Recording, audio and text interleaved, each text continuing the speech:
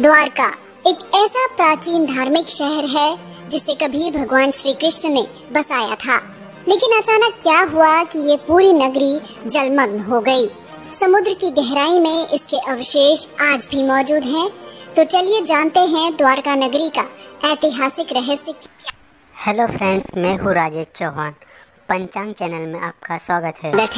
मथुरा से निकलने के बाद भगवान श्री कृष्ण ने एक ऐसे नगर की स्थापना की जो विशाल और सुसंगत था। इस नगर का नाम था द्वारका नगरी। लेकिन श्री कृष्ण की मृत्यु के बाद ये खूबसूरत नगरी समुद्र में डूब गई। रिसर्च के मुताबिक खुदाई में मिली द्वारका की कहानी 9000 साल पुरानी है। ये शहर उस प्राचीन विकसित सभ्यता से जुड़ा है जिसका निर्माण जब यहाँ कोई दूसरा विकसित शहर नहीं था। ये भारत का सबसे विकसित राज्य हुआ करता था जो हूबहू आज के आधुनिक शहर जैसा ही था। पौराणिक समय में कई ऐसी कहानियाँ हैं जिन्हें आज हम महज एक मिथ मानते हैं, लेकिन सच तो ये है कि धरती के विकास के साथ ही ये सभ्यताएं और पौराणिक इतिहास हमेशा के लिए समुद्र की गहराइयों में दफन हो गया, जिन्हें लेकर आज भी खोज जारी है। समुद्र की गर्त में खोज करने पर कुछ ऐसे साक्ष्य मिले हैं जो इन पौराणिक कथाओं को सच साबित करते हैं। इन्हीं में से एक है द्वारका नगरी का रहस्य। हिमयुग की समाप्ति से नष्ट हुई द्वारका। कहते हैं कि 9000 साल पहले हिमयुग की समाप्ति हुई, जिसके बाद समुद्र का जलस्तर इस कदर बढ़ गया कि कई विकसित शहर समुद्र में समा गए। इन्हीं में से एक तटवर्ती नगर द्वारका भी था। इतिहासकारों का कहना है कि द्वारका को कृष्ण के देहांत के बाद जानबूझकर नष्ट किया गया था। द्वारका का निर्माण भगवान श्री कृष्ण ने मथुरा से जाने के बाद अपने पूर्वजों की भूमि को फिर से रहने लायक बनाया। इसे श्री कृष्ण की कर्म भूमि के तौर पर भी जानते हैं। द्वारका भारत के 7 सबसे प्राचीन नगरों में से एक है। बाकी 6 नगर के नाम कुछ इस तरह हैं, जैसे मथुरा, काशी, हरिद्वार, अवंतिका, कांचीपुरम और अयोध्या। कुछ लोग द्वारका को द्वारावती, कुशस्थली, आनर्तक, ओखामंडल, गोमती द्वारका, चक्रतीर्थ, अंतरद्वीप और वारीदुर्ग के नाम से भी जानते हैं। इस शहर के चारों ओर बहुत ही लंबी दीवारें थीं, जिसमें कई द्वार थे। कई द्वारों का शहर होने की वजह से ही इस नगरी का नाम द्वारका पड़ा। कहते हैं कि समुद्र में आज भी इसकी दीवारें खड़ी हैं। यादवों की रक्षा के लिए द्वारका पहुँचे कृष्ण। श्री कृष्ण ने जब कंस का वध किया तो जरासंध ने कृष्ण और यदुवंशियों का नामो निशान मिटाने की ठान ली। वो मौका मिलते ही मथुरा और यादवों पर बार बार आक्रमण करता रहा। धीरे धीरे उसके अत्याचार बढ़ने लगे तो आखिर में यादवों की सुरक्षा के लिए कृष्ण ने मथुरा को छोड़ने का निर्णय लिया। कृष्ण के देहांत के बाद द्वारका का क्या हुआ? कृष्ण अपने 18 नए कुल बंधुओं के साथ द्वारका आ गए। यहाँ सब लोग आराम से रहने लगे। समय बीतता गया और 36 साल तक राज करने के बाद कृष्ण जी का देहांत हो गया। ये वो दौर था जब यादव लोग आपस में भयंकर तरीके से लड़ रहे थे। इसके अलावा जरासंध और यवन लोग भी उनके घोर दुश्मन थे।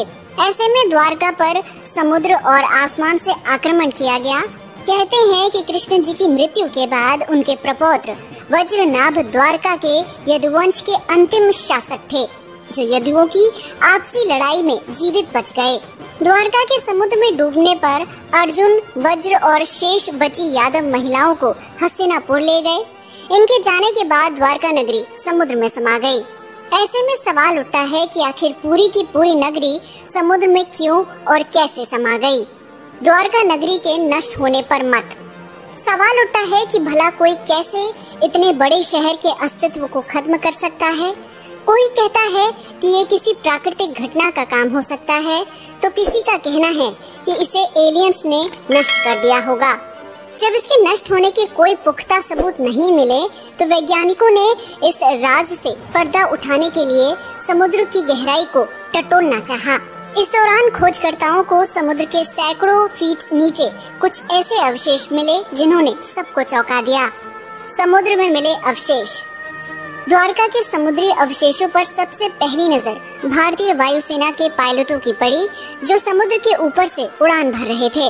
इसके बाद ही 1970 के जामनगर के गजेटियर में इनका उल्लेख किया गया। इससे पहले लोगों का कहना था कि द्वारका नगरी एक काल्पनिक नगर है, लेकिन इस कल्पना को आर्कियोलॉजिस्ट प्रोफेसर S.R. राव ने सच साबित कर दिया। दरअसल प्रोफेसर राव और उनकी टीम ने 1979-80 में समुद्र में 560 मीटर लंबी द्वारका की दीवार की खोज की, जहां उन्हें पौराणिक समय के कुछ बर्तन भी मिले जो 1528 ईसा पूर्व से 3000 ईसा पूर्व के हैं। इसके अलावा सिंधु घाटी सभ्यता के भी कई अवशेष मिले। इस खोज के दौरान प्रोफेसर राव ने कई रहस्यों से पर्दा उठाया। नौसेना और पुरातत्व विभाग की संयुक्त खोज। 2005 और 2007 में भारतीय पुरातत्व सर्वेक्षण यानी आर्कियोलॉजिकल सर्वे ऑफ इंडिया के निर्देशन में भारतीय नौसेना के गोताखोरों ने समुद्र में समाई द्वारका नगरी के अवशेषों को खोज निकाला। 2005 में अभियान के दौरान समुद्र की गहराई में कटे छटे पत्थर मिले। इस दौरान लगभग 200 सैंपल जमा किए गए।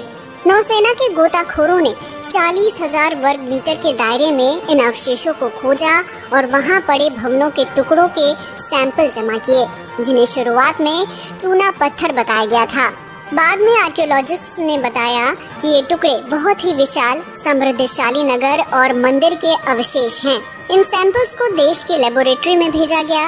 वहीं खोज से जुड़े आंकड़ों को कई राष्ट्रीय और अंतर्राष्ट्रीय विशेषज्ञों के सामने भी पेश किया गया। इन विशेषज्ञों में अमेरिका, इजराइल, श्रीलंका और ब्रिटेन के विशेषज्ञ भी शामिल थे।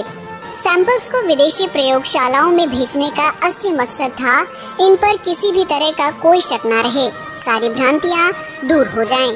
द्वारका पर रिसर्च।